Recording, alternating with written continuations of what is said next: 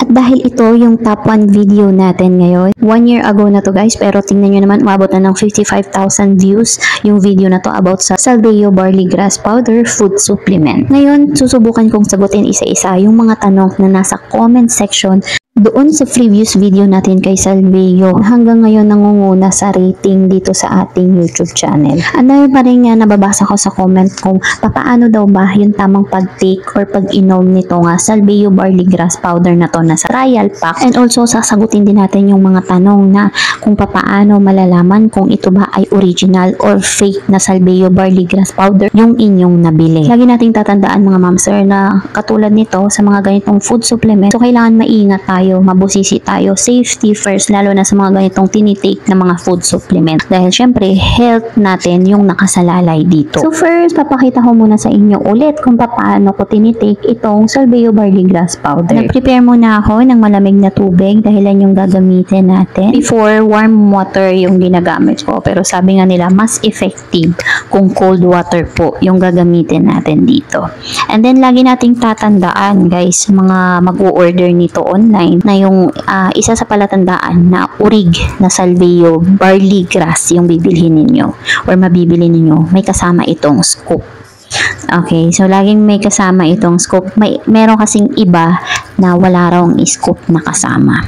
So sa lahat ng mga mabibilhan nito, yung original po nito ay talagang mayroong libreng scoop. By the way mga ma'am sir, sa mga suki ng Salveyo, no, ito update to ngayon sa scooper nila. So meron ng SBG logo yung scooper ni Salveyo. So yung dati, hindi naman ibig sabihin na fake kapag walang logo. So ibig sabihin yan mga unang na manufacture. So ngayon yung pinakabago, ito na yung upgraded na scooper na meron ng logo. So ayan, maglalagay lang ako dito ng 3 to 5 scoops ng Salveyo Barley Grass Powder. Kung mapapansin niyo sa direction nito sa bandang likod, nakalagay 2 scoops lang for adults or children. Pero sa katulad ko na may mga nararamdaman na, like for example ako kasi high blood ako, may acid reflux pa, and then meron pa akong UTI. So 3 to 5 scoops talaga yung tinitake ko. So lagi yan pag medyo masama yung pakiramdam ko. So kapag binuksan nyo pala mga ma'am sir yung itong trial pack ng Salveyo Barley Grass Powder, so ganito po yung itsura ng powder mga ma'am sir. Titigan ninyong mabuti. So yung iba kasi mapapansin nyo kulay green.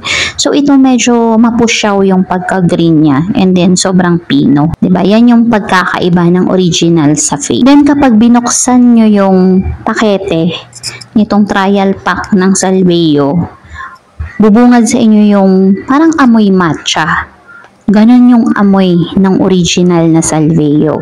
So, kaamoy talaga siya ng matcha. Kaya sa mga nagtatanong kung ano bang amoy nito o lasa nito, para kang umiinom lang ng matcha. So, hindi mo siya yung sabing lasang damo or what. Hindi eh. Sa akin kasi, sanay na rin ako nito and almost 2 years na akong nagtitake nito nga Salveyo. At ito pa yung isa ninyong i-observe mga ma'am sir kapag bumili kayo ng Salveyo Barley Grass Powder. Kapag naglagay na kayo ng Salveyo powder sa baso, ayan, mapapansin nyo, di ba? Automatically, it goes down.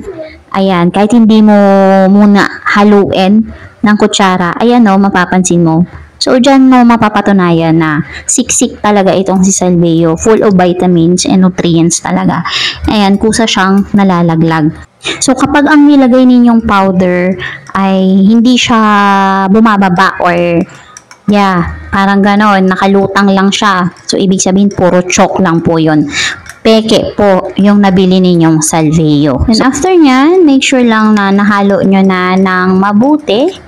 Wala nang naiwan na mga buo-buo bago ninyo inumin. There are times na nami-miss out ko yung pag-inom ng Salveyo, lalo na kapag medyo short sa budget. Pero as much as possible, kapag meron namang budget, talagang nag-a-avail ako. Kasi kapag hindi ako nakakainom nito, sumasakit ka agad yung mga ugat-ugat ko, yung mga buto, likod, balakang. So mas maganda yung pakiramdam ko kapag nakakainom ako nito, lalo na sa umaga. At ito pa pala yung ilang mga palatandaan na dapat ninyong malaman kapag bibili kayo online nitong Salveyo Barley Grass trial. Sa packaging pa lang ay malalaman na ninyo kung fake yung nabili ninyo online. Pansinin ninyong mabuti, itong may nakasulat sa bandang taas na malaking letra na SBG.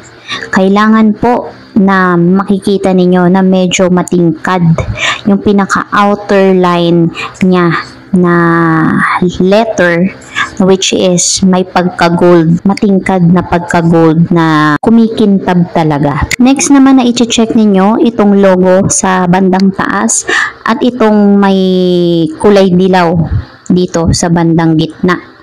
Ayan, lalagyan ko ng marking para makita ninyo. So, kailangan po malinaw na malinaw, matingkad yung pagka-print niyan. Kapag napansin ninyo na medyo mapusyaw or medyo malabo, peke po yung nabili ninyo. So, ang original po niyan ay malinaw ang pagkaka-print. Katulad niyan, 'di ba? Makikita ninyo talaga na malinaw na malinaw maging yung logo sa bandang itaas. Next naman na kailangan yung i-check ay yung nandito sa bandang ibaba. Itong iba't ibang level ng kulay na pagka-green. So, kailangan po iba-iba yung kulay ng pagka-green yan, mga ma'am sir. So, hindi po yan isahang kulay lang. So, mapapansin niyo yung original na Salveyo Barley Grass Trial Pack. So, magkakaiba po yung kulay niyan. Merong itong medyo malabo na pagka-green. Ito naman na medyo mapusyaw na pagka-yellow-green. At itong sa pinakababa na matingkad na pagka-yellow-green. So, iba-iba po yung kulay niyan, mga ma'am sir. At yan po yung totoong kulay ng original na Salveyo Barley Grass Trial Pack. Now, proceed naman tayo sa likod na part ng packaging nitong Salveyo. Same with the front, kailangan is malinaw din, matingkad yung pagkakaprint ng mga nasa likod. Maging yung mga logo.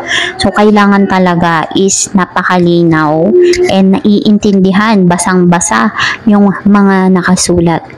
Kapag napansin niyo na medyo malabo, diba, blurred yung dating ng mga logo, so kabahan ka na, peke po yung nabili ninyo. So, ilan lang yan sa mga tips para maiwasan nyo o hindi ninyo matake yung mga peke na mga products na kumakalat ngayon ng Salveyo Barley Grass Powder, lalo na yung dito sa trial pack. So, kailangan i-check ninyong mabuti.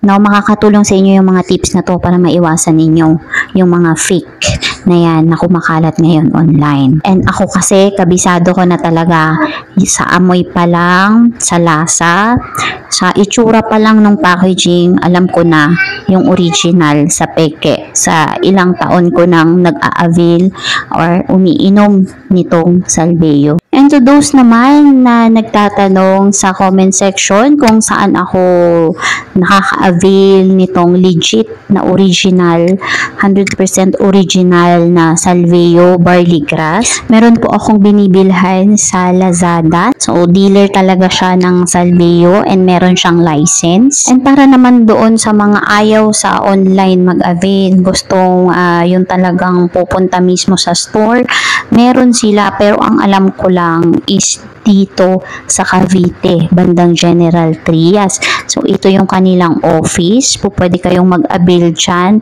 kung ikaw ay within Cavite or malapit ka sa General Trias. So, mas maganda kung dyan po kayo mag-a-avail mismo. At least, makakausap nyo pa po mismo yung mga authorized na nagbebenta nitong Salveyo Barley Grass. Ilalagay ko na rin yung kanilang complete address dito sa General Trias Cavite branch para hindi na kayo mahirapang hanapin and sa mga gustong mag-walk-in. So, ayun, I hope nasagot ko po yung ilang mga katanungan doon sa previous video ko, yung mga nag-comment doon.